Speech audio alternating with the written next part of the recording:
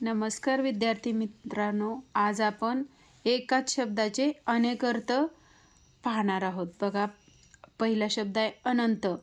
अनंत म्हणजे आकाशाला पण अनंत म्हटलं जातं आणि अनंत म्हणजे अमर्याद, म्हणजे त्याला मर्यादा नाही असा. अभंग. अभंग म्हणजे काव्य प्रकार पण आहे तो, जसं की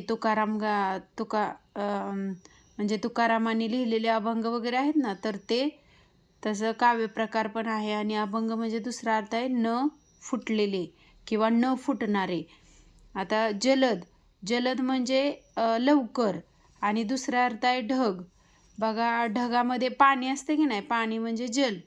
तर जलद, जल म्हणजे पाणी, आणि त्या अर्थाने मग ढगाला पण जलद म्हटलं जातं. जीवन. जीवन म्हणजे बघा, पाण्याला पण जीवन म्हटलं जातं आणि आयुष्याला पण जीवन म्हटलं जातं. तर नाव. बघा, नावमध्ये एखाद्या वस्तूचे, प्राण्याचे नाव पण आपण त्या अर्थाने पण घेऊ शकतो.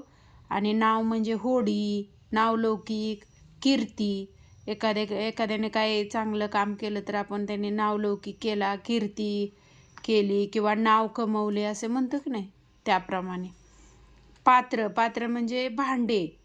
आणि नदीचे पात्र. नदी वाहते ते पात्र. नदीचे पात्र म्हणजे नदीचं पाणी जेवढ्या भागात परिसरात पसरलेलं असतं, तर त्या सगळ्या परिसराला पात्र म्हटलं जातं. आणि पात्र म्हणजे योग्य, किंवा एखादी व्यक्ती योग्य असेल तर त्याला ती पात्र आहे असे म्हटलं जातं. बघा, आपण परीक्षेला बसण्यास पात्र आहे म्हणजे योग्य आहे असं. भाव. भाव म्हणजे किंमत, एखाद्या वस्तूची किंमत, दर. आणि भाव म्हणजे भावना, पण आपल्या मनातील भावना. मान. मान म्हणजे बघा मोठेपणा. आणि आपल्या शरीराचा एक भाग असतो, मान असते की नाही शरीराला आपल्या, तर त्या शरीराला पण मान म्हटलं जातं. वारी. वारी म्हणजे यात्रा. बघा, वारी असते बघा, पंढरपूरची वारी, त्या अर्थाने. वारी म्हणजे यात्रा किंवा नियमित फेरफटका. आपण नियमित जर एखाद्या ठिकाणी जात असेल तर आपण म्हणतो की मी वारी करतोय म्हणून. साल. साल म्हणजे वर्ष आणि झाडाची साल. बघा, काही लोक वर्षाला पण साल म्हणतात. सूत. सूत म्हणजे दोरा. आणि सारथी, संधान. संधान साधने या अर्थाने. चपला. चपला म्हणजे वीज आणि वाहन.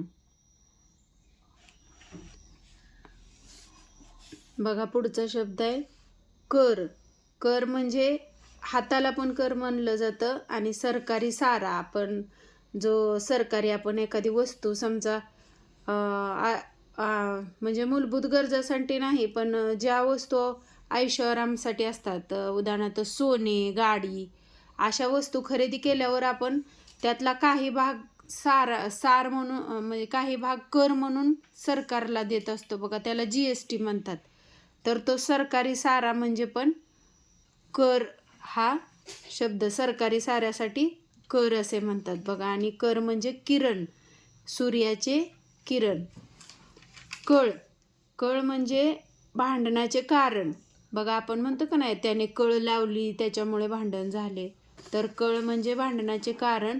आणि आपल्याला एखादी दुखापत झाल्यावर वेदना होते बघा, आणि आपण म्हणतो की खूप कळ येते किंवा खूप कळ निघते, तर ती वेदना म्हणजे पण कळ, हा कळ या अर्थाने होतं.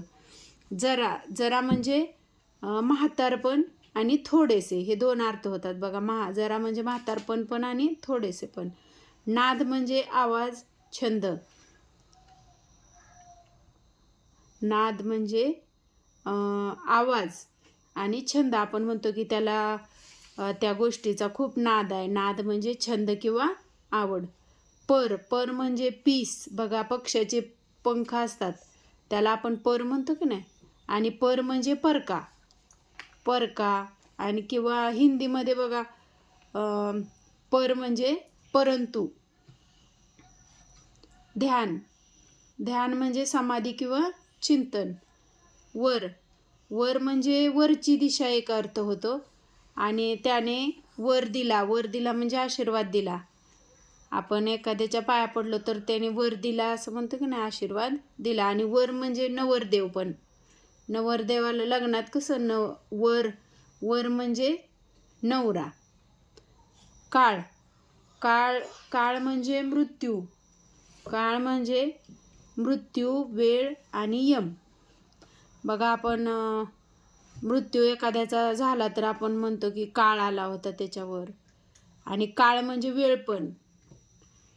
आणि यम काय म्हणजे, यम म्हणजे जो आपल्याला मृत्यू आल्यावर म्हणतो ना, यम न्यायला येतो, त्या अर्थाने यम. साथ, साथ म्हणजे मदत. आणि रोगाची पण साथ. रोगाची साथ पसरल्यावर आपण म्हणतो की नाही, रोगाची साथ पसरली. आणि एखाद्याने आपल्याला साथ दिली, एखाद्या अडचणीत साथ दिली, मदत केली, तर आपण त्याला पण म्हणतो की साथ दिली. मित्र, मित्र म्हणजे सूर्य. बघा, मित्र, सूर्याला पण मित्र म्हटलं जातं आणि दोस्त पण या अर्थाने. नारळ म्हणजे श्रीफळ आणि नारिकेल. आता दर, दर म्हणजे किंमत. आणि प्रत्येक दिवशी आपण म्हणतो की नाही, दर गुरुवारी, दर आठवडी. तसं दर हा शब्द काय होतो, प्रत्येक दिवशी, दररोज या अर्थाने.